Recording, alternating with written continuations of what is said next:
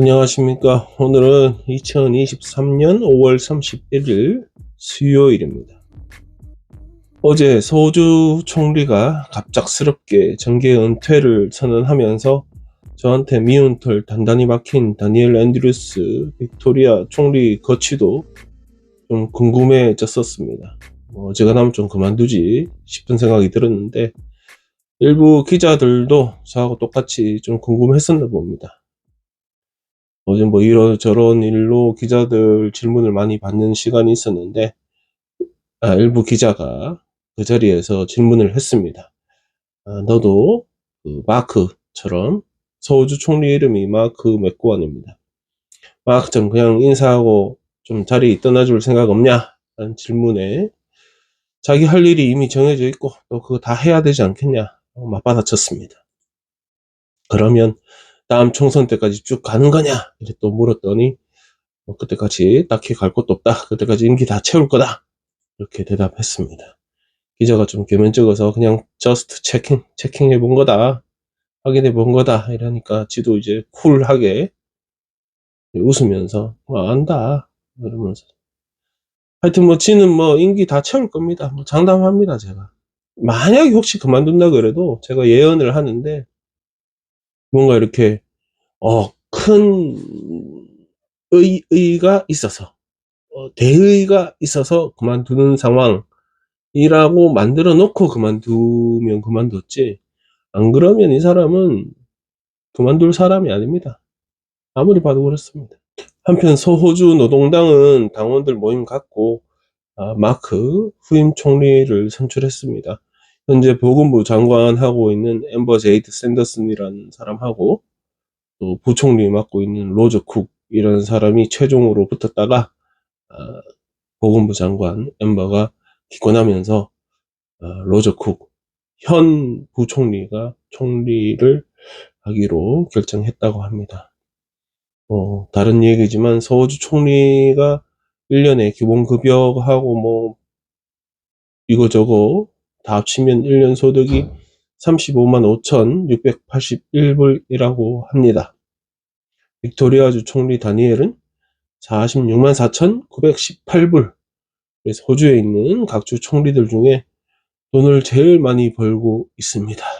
그래서 그런지 절대로 안 나갑니다. 빅토리아주의 도시 기반 시설 프로젝트, 이걸 다 묶어서 빅빌드라고 통칭을 합니다.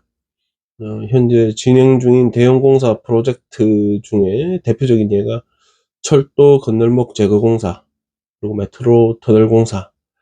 건널목 제거 공사는 이렇게 우리가 시골 가면 보듯이 차 이렇게 가면 땡땡땡땡 하면서 이렇게 막 내려오고 막아놓고 또 올라가고 뭐 이런 거 있잖아요. 그거가 위험하고 또 교통 문제도 야기시키니까 이거를 이렇게 위로 올리는 거죠. 고가처럼.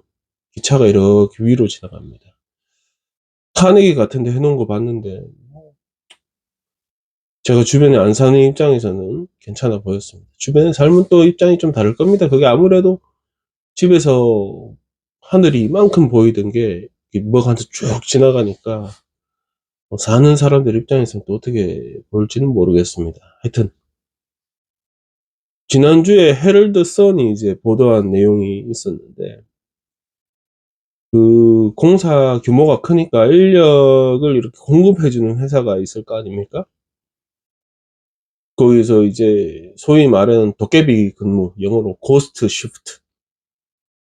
다른 말로 설명하면 길동이가 여기도 일한다고 몇 시부터 몇 시까지 일한다고 했는데 저기도 몇 시부터 몇 시까지 일했다고 적어놓고 이 인력 공급업체는 정부에 돈 내놓으시오 하고 청구서를 보냈다가 걸린 거죠. 언론 보도 이후에 야당이 이제 공격이 시작됐죠. 이딴 식이냐 뭐 이렇게. 당연히 공격해야지 이거는. 그러니까 다니엘이 자기가 상황을 인지하고 있고 전면적으로 조사를 하라. 정부 관급공사가 됐건 뭐가 됐건 다 조사하라.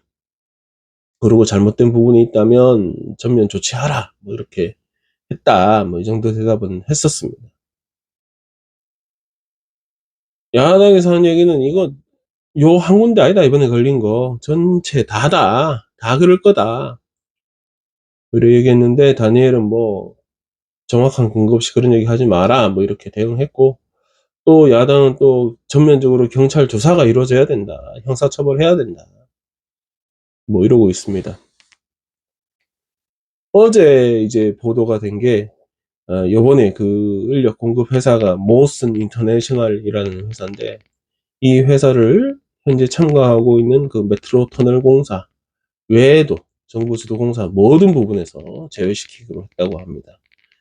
야당에서는 주정부가 얘네들한테 얼마만큼의 혈세를 비용으로 지불했는지 당연히 묻고 있고, 다니엘은 혈세 낭비는 없었다 이렇게 단언하기도 했습니다. 근데 글쎄요, 저도 왔다 갔다 하면서 공사하는 걸 수도 없이 보지만 저 돈 저렇게 써도 되나 싶은 거 되게 많이 쓰는 게 여기 공사 특성이죠. 여러분들도 다 아실 겁니다. 원래 정부 돈은 그렇게 쓰는 거 아닌가 싶기도 하고, 가끔 가다가는 일부러 저리 냅두는 거 아닌가, 그래야 쟤들 벌어서 소득세도 내고 돈도 쓰고 경기 돌리는 이런 컨셉인가 싶기도 하고, 뭐 하여튼 장담컨대 이번에도 정부 측 책임자는 나오지 않을 것이라고 봅니다. 러시아가 우크라이나에 계속 무력 침공을 하고 있죠. 뭐 어제도 보니까 키예브에 또 쏘고 뭐 이랬다는데, 이 상황에서 러시아의 한국말로 상트피테르부르크, 영어로 호주에서 발음하기로는 세인트 피터스버그, 이게 더 쉽다, 세인트 피터스버그. 하여튼 세인트 피터스버그랑 멜번이랑 자매 결연이 맺어 있었습니다. 전쟁이 터지고 나서는 두 도시 교류가 다 중단되었죠. 그래서 어제 멜번 시티 카운슬에서 이것에 대한 공식 회의가 있었고, 자매 결연에 대한 투표가 있었고, 만장일치로 두 도시 자매 결연은 이제 없었던 것으로 정했습니다. 어제 그 회의 있기 전에 시티에 있는 타운홀 앞에서 빅토리아주 거주하는 우크라이나 교포들 모여가지고 피켓 들고 시위를 좀 했습니다. 자매 결연을 중단하기보다는 그냥 끊어라 이렇게 시위를 했습니다. 당연하죠. 뭐 얼마 꼴보기 싫겠습니까. 하여튼 멜번은 이 세인트 피터스버그가 소련 시절에는 레닌그라드라고 불렸죠. 다 알죠, 레닌그라드. 같은 데입니다. 1989년도부터 자매도시, 엄청 됐죠. 그러니까 이제 시티 카운슬 시장, 셀리캡 시장이랑 부시장은 이게 쉬운 결정은 아니었다. 다만 전쟁과 폭력에 반대하는 입장에서 우크라이나 사람들을 옆에 함께 서겠다라는 의지를 보인 것이다, 이렇게 설명을 했습니다. 그리고 이제 셀리캡이 덧붙인 게, 멜번에 러시아 사람들도 많이 살잖아요. 그런데 자기가 아는 바 러시아 사람들도 자매 결연은 그냥 끊는 게 낫겠다라는 의견을 많이 냈다고 합니다. 멜번은 현재 일본 오사카, 중국 텐진, 그리스의 테살로니키, 이탈리아의 밀라노, 미국 보스턴, 이렇게 자매 결연을 맺고 있습니다. 러시아 세인트 피터스버그는 이제 끝. 제가 한 번 더 봤습니다. 괜히 그 자매 결연 맺고 있는 데가 한국은 어디 없나 해서 봤는데, 여기 위키피디아에 정리가 돼 있어서 그걸 봤더니 빅토리아주하고 멜번은 크게 그게 없어요. 시드니의 블랙타운하고 대구 수성구, ABC 순입니다. 그리고 브리스번하고 대전, 대주? 대전. 그리고 시드니에 있는 버우드, 멜번 버우드 말고 시드니에 있는 버우드하고 서울 금천구, 그리고 시드니의 캔터버리 뱅스타운 카운슬하고 양천구, 그리고 시드니 펜리스 카운슬하고 서울 강서구, 서호주의 퍼스하고 서울 서초구, 그리고 시드니에 한국 사람 많이 사는 스트라스필드랑 가평. 가평은 이제 한국전, 호주가 한국전 전쟁에 참가했던 가평 전투가 유명하죠. 그리고 퀸슬랜드 툼바하고 파주, 역시 퀸슬랜드 타운스빌이랑 수원, 그리고 시드니의 윌로비 카운슬하고 서울 강동구 이렇게 있다고 합니다. 멜번 빅토리아는 뭐 한국과 관계없나 싶어서 또 찾아봤는데 뭐 빅토리아 주가요. 멜번이 아니고 빅토리아 주가 일본의 아이치현하고 중국의 장수성, 그리고 사천성, 그리고 대한민국 부산하고 자매 결연이 맺어져 있다고 합니다. 멜번도 어디 뭐 한국 도시 어디 한 군데하고 자매 결연을 하면 괜찮을 것 같기도 한데, 시니어 헬스 카드 소지자들 대상으로 연방정부에서 가구당 500불 에너지 비용 지원해 준다고 합니다. 기존에 49만 명 좀 넘는 사람이 카드 갖고 있다고 하는데, 작년 11월에 이 카드 소지 그 자격, 특히 소득 기준을 상향 조정했죠. 물가가 이렇게 많이 오르니까. 그래서 1인당 소득으로 보면 9만 불. 근데 이제 커플이 같이 벌어. 그러면 14만 4천 불까지 상향 조정을 했습니다. 그래서 그때 새롭게 갑자기 포함된 사람이 16,230명인데, 요 사람들도 요번에 이 500불 지급받기로 됐습니다. 연방정부가 지난번 발표한 예산안에 3빌리언 달러, 그러니까 30억 불 예산을 배치를 했는데 하면서 에너지 비용 때문에 고생하는 사람들을 좀 돕겠다, 이렇게 비용을 이제 딱 잡아놨는데 그 예산이 마침 투입되는 거라고 합니다.